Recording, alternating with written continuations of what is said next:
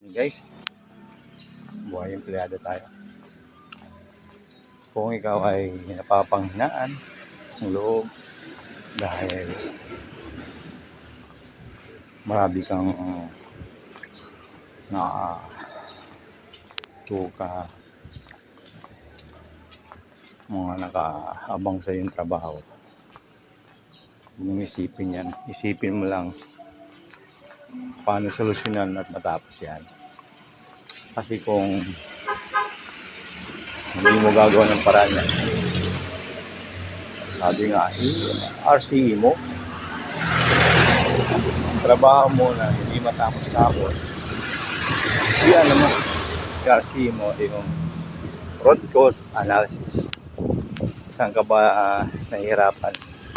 Saan ba natutulog o dumadami ang yun ang aaralin mo, i-schedule mo, itatama mo para dumating yung ganung butos ng trabaho mo, ma-adjust mo na yung type management mo, arrangement, at maging pagpasok mo ay supli magaan na magaan pakiramdam mo. Kaya